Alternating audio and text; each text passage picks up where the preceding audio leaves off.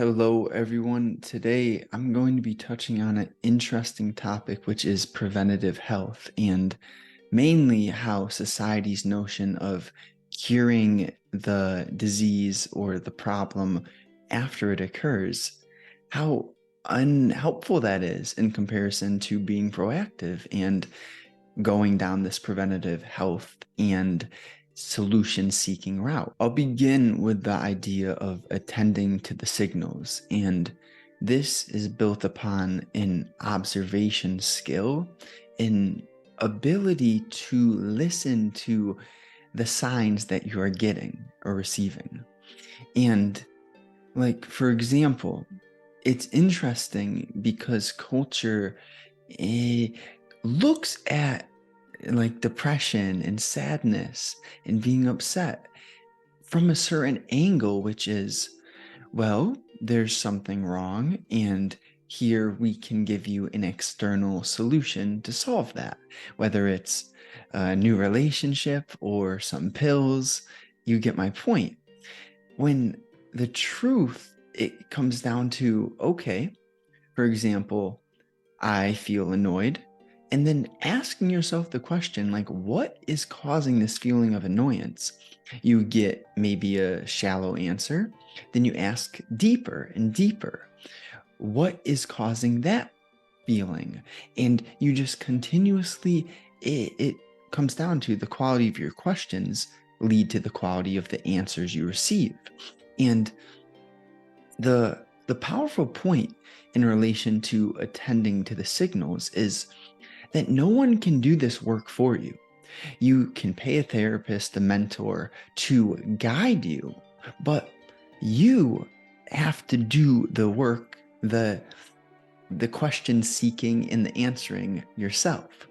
And in relation to paying someone to guide you along, I guess I like this idea because the information is out here. You have the tools, the resources to learn anything, to figure out whatever needs to be found out. That being said, when you actually make a materialistic investment in yourself, your mind, it views this as a more serious game. Rather, when things are free, you don't appreciate or value them nearly as much as when they're paid. And that's an interesting philosophical or psychological understanding, is scarcity links to value. The intriguing aspect of preventative health is how complex yet simple it is, meaning that in the beginning, you don't realize how much you don't know. And then inevitably, you do get to a point where you realize, less is more. Less ingredients in what you put on and in your body is usually, I am always speaking in terms of averages. So when I say something like less is more, this is an average, usually. I'm never saying this is the only way. That's not how I roll. Okay, with that clarified, it's powerful when you begin to have this understanding. Wait, I used to think that I had to add and buy and want and desire more.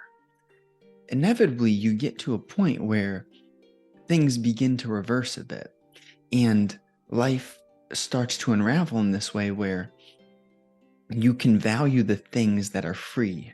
You realize that much of the free things in life are powerfully fulfilling moments.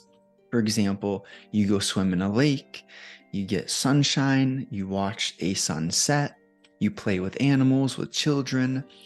You get my point. Like, those moments are they can be deeply immersing. You can find yourself not thinking about the past, the future, what you have to do later, when you're just in some of those moments.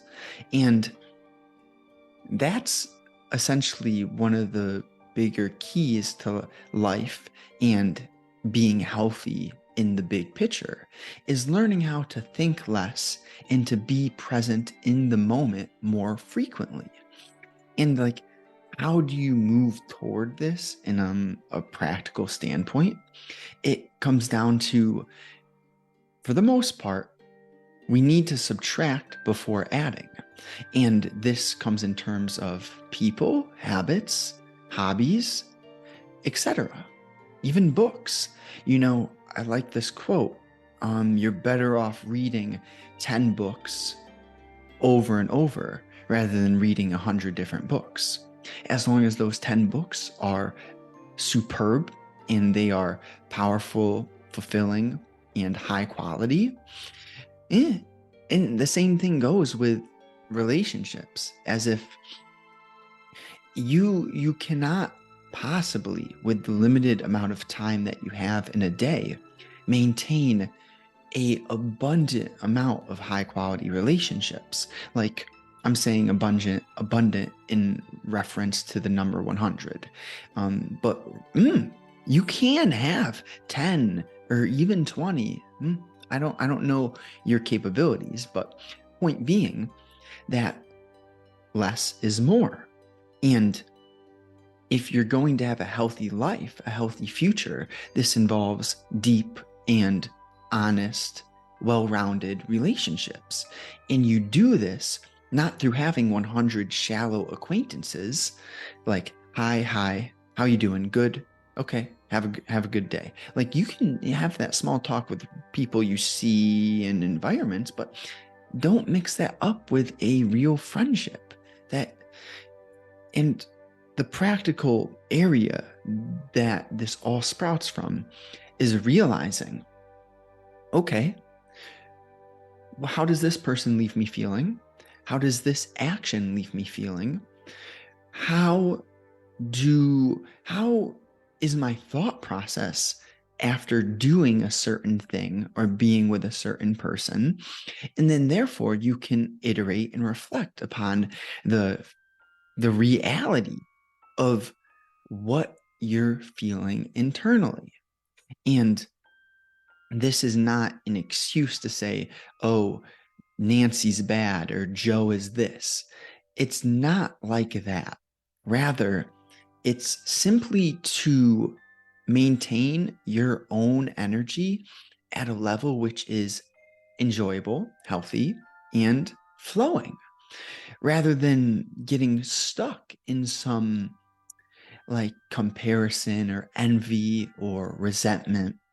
You just say, well, she did this. I accept that she wants to go that route. Therefore, I'm going to go the route which feels fine for me. And it's much healthier to just, I'm not saying that you just accept what is and let people disrespect you and over cross boundaries. It's not what I'm saying. What I'm expressing here is you can't save someone who doesn't want to be saved. You can't force the horse to drink from the river. You could bring it to the river, but you can't force the horse to drink. Same thing goes with about everything in life. Understanding that you control your thoughts, your actions, and there's a feedback loop, which is essentially your actions lead to your thoughts pause. Your actions lead to your feelings, and your feelings lead to your thoughts, and then your thoughts start the loop again, creating actions. So essentially, what do you control? Your actions, your feelings, and your thoughts. You don't control Joe's actions, feelings, thoughts, just you. So that's a powerful understanding, is accepting what you don't control. And there's this beautiful image. It's like, do I want to change something? Yes or no? Can I control it? Yes or no? Essentially, you have to accept what you can't change and change what you can if you can't accept it. You know what I mean? So natural health in relation to your life is so tightly correlated to the quality of your psychological being. And that's why I choose to go into depth on the mind, this area primarily. Like what you do, your habits, what you put on and in your body, this stuff is so valuable. And let's see if I can sum it up quickly. Like your habits create your life. Your habits are what you do in each moment, not just big, grand categories, but superb, granular aspects of your life are your habits, your thought processes, your feedback loops, and et cetera, et cetera. So I touched on less is more. If you want a healthier body, you put simpler ingredients into it. To staple something very important is sourcing your animal protein healthily. You do this and you consume your body weight in protein frequently, every day. Maybe you fast some days. Bottom line is you mix a healthy intake with a healthy energetic output, which would come in forms of writing, conversing, having exercise routines, stretching. You get my vibe. So that stuff is important, and I can go more in depth. Just reply below if you want me to create videos on anything of that nature. But to get back to the mind, it's interesting when you begin to unravel, wait, the way that I think, it actually creates my life. And something that I've been able to reframe and be grateful for is hitting what I would label a rock bottom. I just got to this point where I was so sick of feeling how I felt. That's a good way to phrase a rock bottom. And once you're at this point, it's helpful to, well, number one, realize it could be much worse. And then number two, to begin to just make small shifts in the right direction. But knowing how rock bottom feels is very helpful because, well, let's use the story of the Buddha. He lived in a palace. His life was perfect, and his father was protecting him from all of the truth of the world. So he's in his gated palace. Everything's perfect. Inevitably, he gets bored and he wants to travel out. So he does. And then he comes across suffering and he realizes, wait, what is this? Long story short, that's how he became the Buddha. You do not create a peaceful, healthy life by not exposing yourself to the truth of the world, which is it's not all rainbows. And another way to say this would be that a ship in the harbor, it looks good, yeah? But what are ships meant to do? Same thing with humans, same thing with your mind. It's meant to be broken. Your heart is meant to be broken and then built back up stronger. What's that song? What doesn't kill you makes you stronger. Like there is there's powerful truth in simple places if you will be observant enough to recognize it. And this is an interesting topic, like observant. What does that word mean? It's different for every person depending on where they're coming from, depending on their scale of development in their conscious and their ego. And when you raise your observation ability, you see beauty in what was previously ignored. You see understanding, you have compassion in places where you previously judged or had envy. So then the more you understand yourself and have compassion through going through a rock bottom phase, therefore you show up in a healthier way for every single human that you ever come into contact with. And you know, it's not that you're going to change their life like immediately or anything like that, but just you showing up and being in a certain way being, emphasis on the word being. You're not having, you're not doing, you're not thinking. You're just so at peace, comfortable with who you are internally.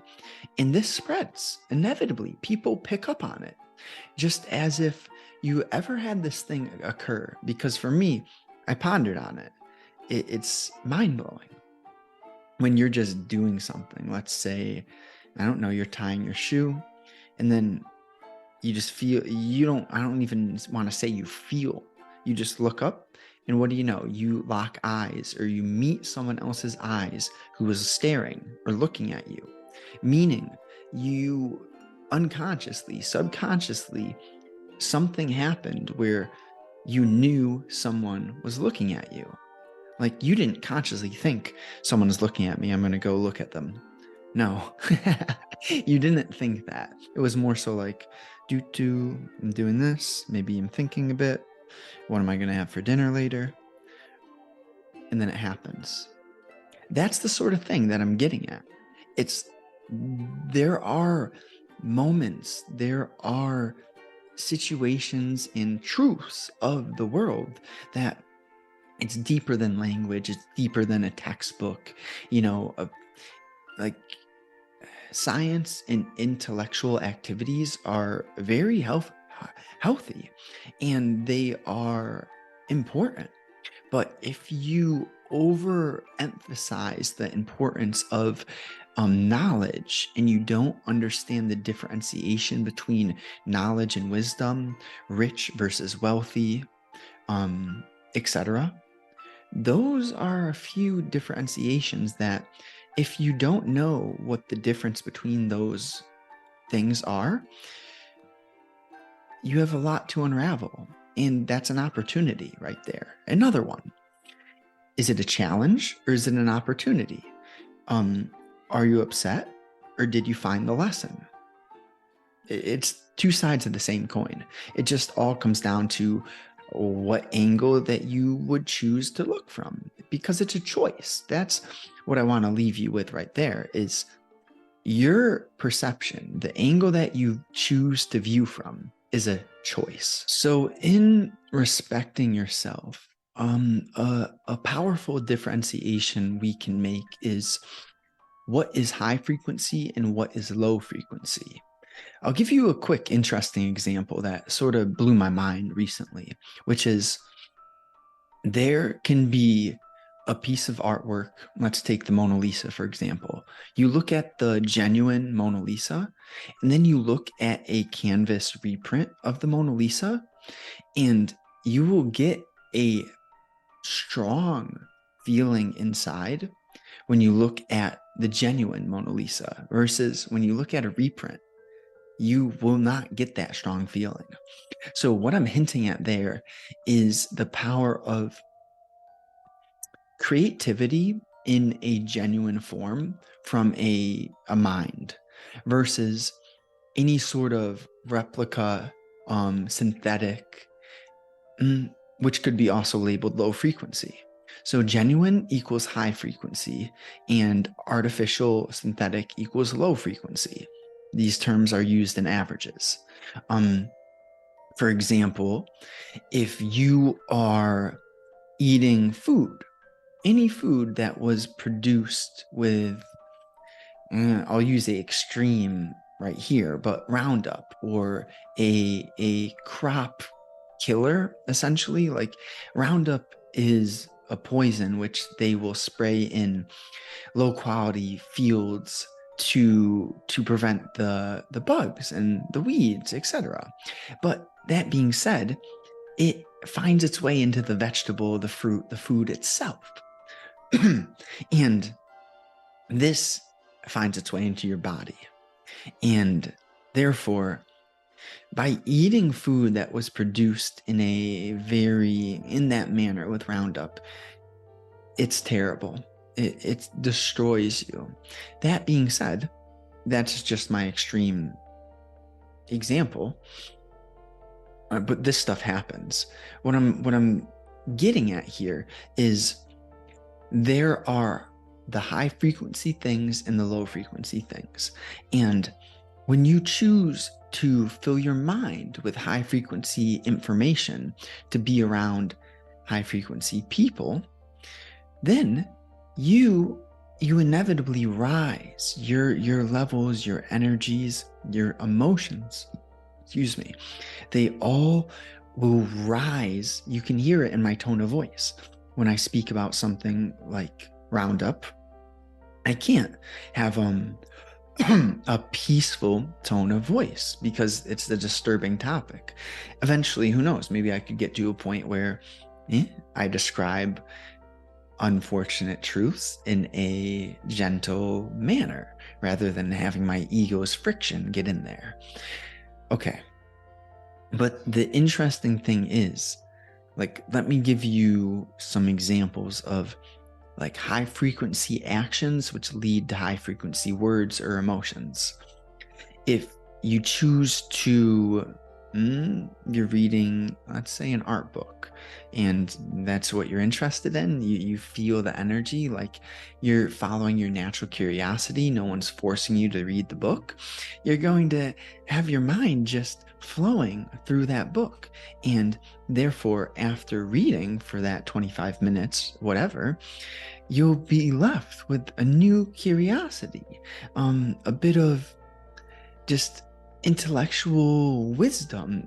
And this comes from not being forced to do it, but following your natural interest. And then therefore you're left with this feeling of like peace and excitement.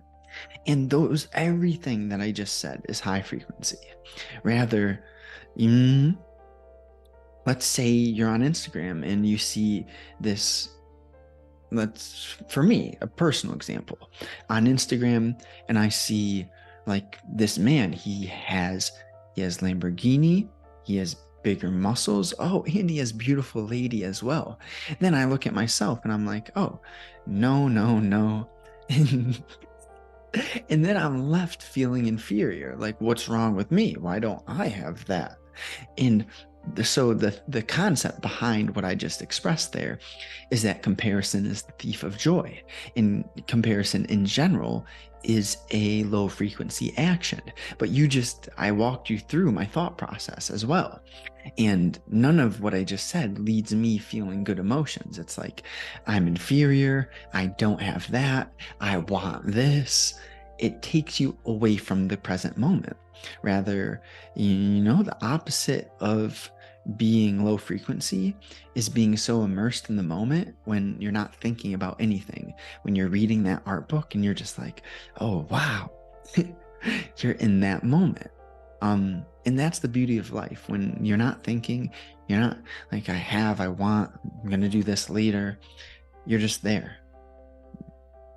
That is the essence, the top secret of life. An amazing question that one can ask is, what is leisure? What do I consider relaxing, enjoying myself? And if you raise your standards on what you consider leisure, your entire life, your reality, your emotions, your material success and wealth, it will all follow, because your external 90% of the time is simply a reflection of your internal. Meaning, if you see someone's house and their house is crumbling, essentially, wild, that tells a story. And let's say we're not judging, rather, we could be wrong. This person could be the sweetest individual, but on average, just observing a terribly maintained exterior, it leads you to feel that the internal is just being reflected there. And this is interesting. So I'll transition into the very tiny but big nuances of what you put in and on your body. So we'll start here. There's a massive difference between eggs, which have been gathered from chickens who are living a free, peaceful, enjoyable life, just roaming on acres and acres, eating bugs, not grains, eating bugs, not grains, versus the opposite, chickens who have fear, who are pumped with antibiotics, who are stuck in like a slave factory. The quality of the eggs is it's almost not even the same thing. What I mean here is you eat the eggs or consume, same thing, these eggs from healthy chickens, that affects your emotions, that affects your hormones, that affects your energy levels. Like on a nuanced observation of this, versus you consume the fearful, chickens, that leads you to feel the same emotions and have the same cells that they had. I'm not saying you're going to turn into a chicken. What I'm saying is that when you consume a product of an animal which lived a horrible, fearful, unhealthy lifestyle, that goes into you. The same thing, vice versa. And another example, and this is in relation to natural health. When you look at sunscreen, when you look at anything, toothpaste, shampoo, conditioner, all these hygiene products, even like cologne and sprays, we have to get more granular with understanding what is in these ingredients, because less is more. What I'm getting at here is sunscreen. Many companies have had recalls, so this is just common knowledge, but it's not spoken about, for cancer-causing sunscreens. Like, they put it on the market and then they have recalls. You know how many people don't see the recall? So you get my vibe there. Same thing with all these other hygiene products. So what's the solution for sunscreen specifically? With all of this specifically, it comes down to being versatile and creative. So my sunscreen solution is a combination. Rather than just give myself cancer slowly over time, I choose bring the umbrella to the beach, have a wide brim hat, and use coconut oil, which is a gentle SPF blocker in comparison to the cancerous sunscreen. So I'm not saying that things are going to be easier, simple, or effortless. But what I am saying is you have one body, right? One life, one body. Would you rather choose to take the extra few minutes to put on your hat, take the umbrella, and to use coconut oil, or just do the quick spray? Usually the quick things are what kill you slowly. And when you're intentional about health, it might take a few extra minutes. I'm not saying be all grandiose, and we still want to mix efficiency with health. And that's what I'm all about, balance. Balance is the concept. A few words that are so deep that if you're on my level, you'll resonate.